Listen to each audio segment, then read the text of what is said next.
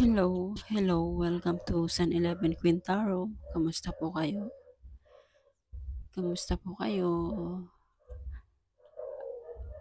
Hoping na lagi kayo nasa mabuting kalagayan at ang iyong mga energies lagi pong dapat positive, walang negative.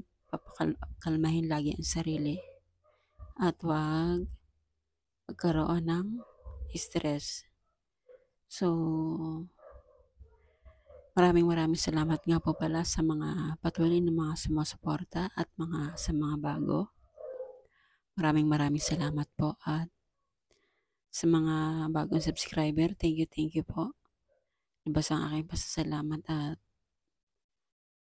nabibigyan nyo ng konting minuto ang panonood at sa mga walang sawang tumatangkilik, maraming salamat po. So, titignan natin, download po ito. Download Vision. So, meron isang lalaki na nagtatrabaho sa ibang bansa na malapit siya sa mga kabundukan. May mga bundok kasi, pero marami ring mga bahay. So, titignan natin. Sa tingin ko, may pagka-chubby na lalaki. Tapos, mukha siyang business-minded. Ayun ang nakita ko sa kanyang aura. Mukha siyang negosyo, pero nagtatrabaho siya sa ibang bansa eh. So, titignan natin bakit nag-pop up sa atin yung lalaki na yon at ano ang mensahe para sa kanya. So, kung meron man akong na ilalagay dito sa YouTube na mga collective, kung yun nga napapanood, kung gusto nyo ng privacy na comment, wag na po na mag-comment para magkaroon siya ng privacy. Kahit like po, masaya na po ako dyan. Kahit like po na ayaw, siguro meron din kasi siguro mga tao na ayaw malaman nila yung mga history or hindi naman sa history or may ilang na nangyayari, no? Na ganun nga. So, kung gusto mga privacy, kahit na po wag mag-comment, kahit like lang po, lubos ang aking pasasalamat dahil lang dyan sa pag-like na nasa dito sa mga collective. If kung gusto niyo naman po na maluwag sa kalooban ninyo na mag-comment dyan, malaking pasasalamat ko rin po dyan dahil talagang nadadama nyo or natatangkilik nyo or nakukuha nyo yung mga message para sa inyo. So, tingnan natin itong lalaki na nagtatrabaho sa ibang bansa. Malapit siya sa kabundukan at may mga bahay-bahay din na madami. So, titingnan natin ang kanyang energies.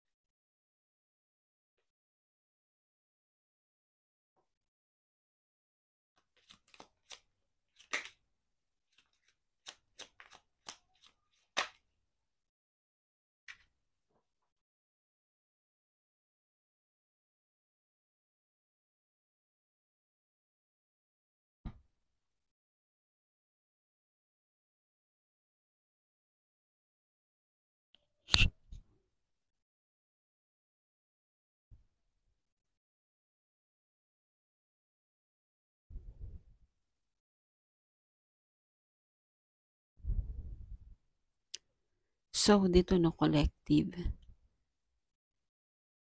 Siguro, kaya nag-pop up sa atin ito, masyado siguro siyang nahihigpitan. Hindi siya makagalaw sa isang sitwasyon na lagi siyang napipigilan. Napipigilan siya sa mga idea na mga gusto niyang makamtan.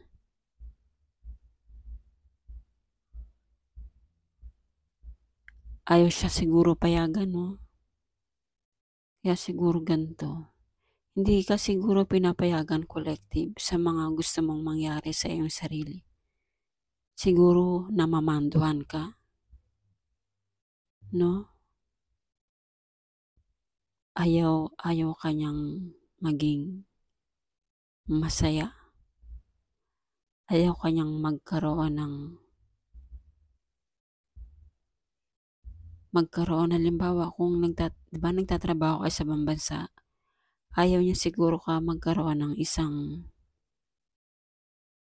yung gusto mong mangyari sa iyong sarili na gusto na ikaw unlad pa para sa pamilya mo. Siguro hindi ka na pinapayagan, no? Ayaw kang payagan sa mga gusto mong mangyari sa iyong sarili. Masyado kang nahihigpitan. Kaya ang dami mo nang napagdaanan dito. Ang dami mo nang napagdaanan sa buhay mo at sa partner mo. No, collective? Kaya madami ang daming tubig na dumadaloy. So, ibig sabihin, marami kang problemang pinagdaanan pero nakakayanan mo. Napagtatagumpayan mo kahit nahihirapan ka na. Pero nakakaya mo kasi matapang ka rin dito at ginagabayan ka ng iyong mga gabay. Tinutulungan ka nila para hindi ka magkaroon pa ng mga mas mabibigat na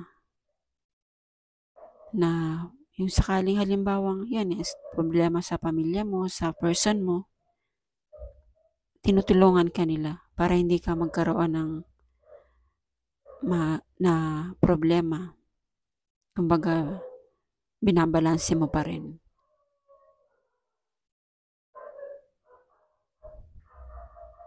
At dito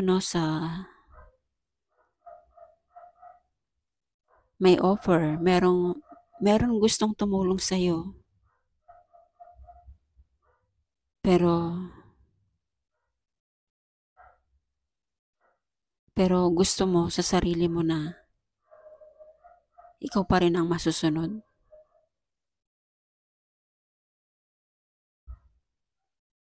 Or meron na gusto mag-offer sa iyo na may nag-offer sa iyo na wag mo tong gawin kahit gusto mo naman gawin.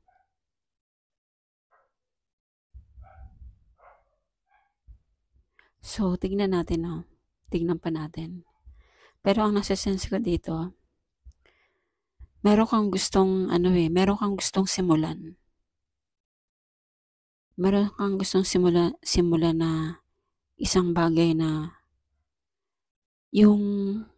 ang nasa-sense ko dito negosyo. Meron kang gustong simulan na isang negosyo na gusto mong magkaroon ng mga partner na mga kasosyo pero nahaharangan ka.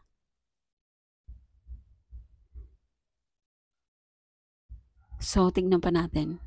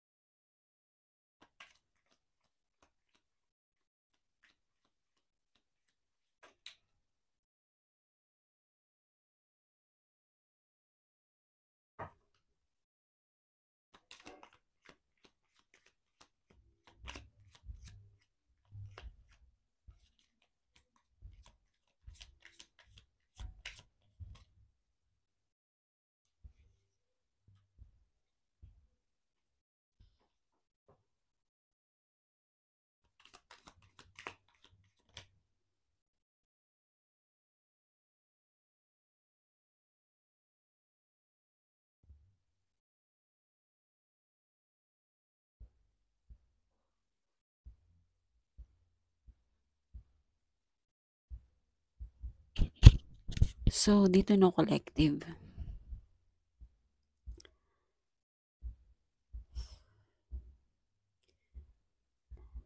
Dito sa sitwasyon mo na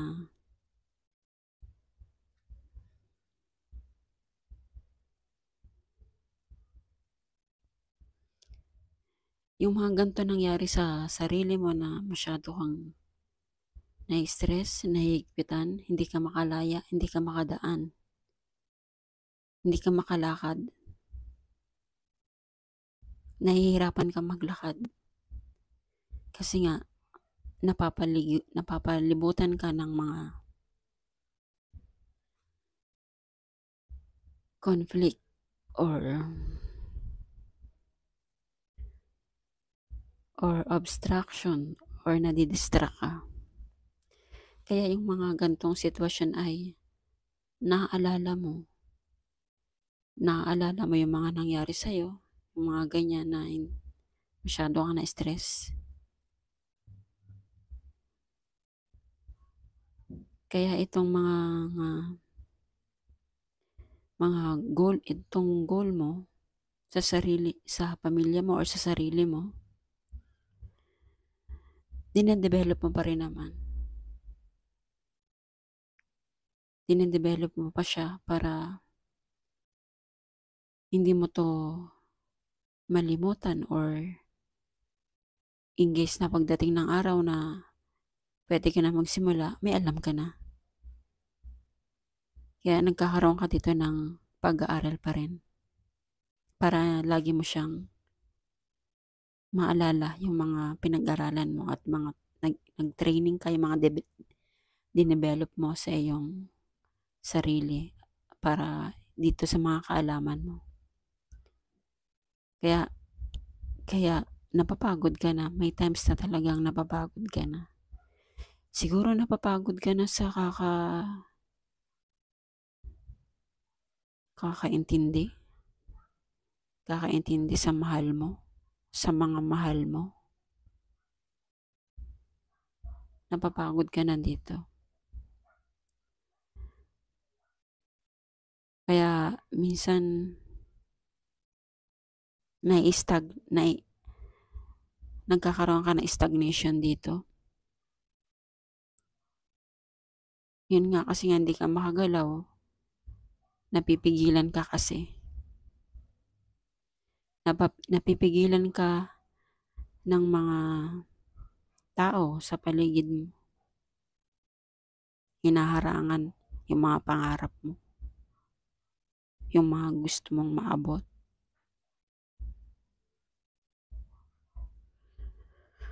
So, tingnan pa natin kung anong message sa inyo, collective.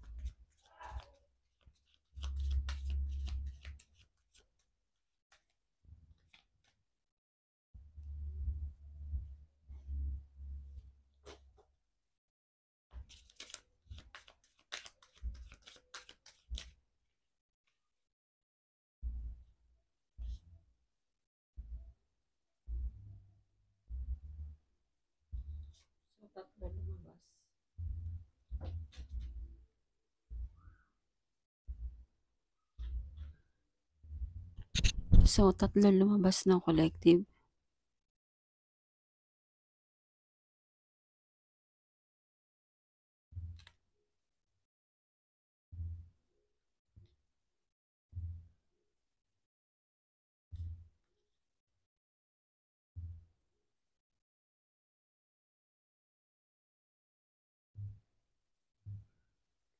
So, siguro no, kailangan love. The answer that you're seeking is love. So, yun nga. Kailangan mong mahalin ang sarili mo para hindi ka magkaroon ng ganyang nararanasan mo yung ganito. Mahalin mo yung sarili mo. At makinig ka sa mga nararamdaman mo.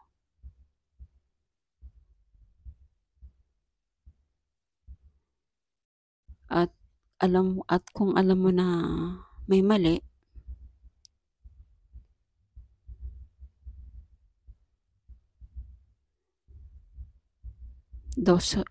alam mo may mali, so ibig sabihin,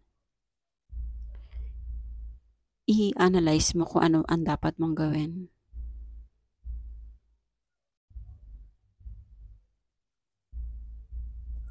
At kung ano tong mga nararamdaman mo at naririnig mo,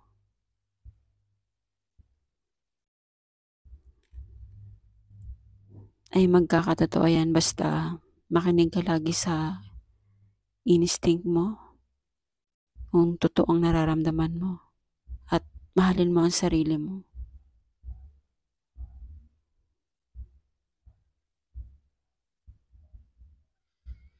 At wag mong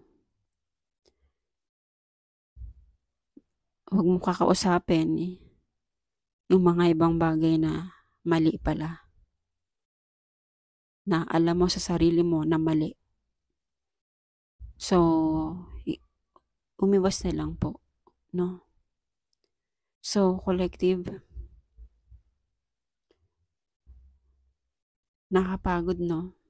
Siguro pagod na po kayo dito. Nase-sense ko yung energy niyo, eh. Pagod ka kaisip.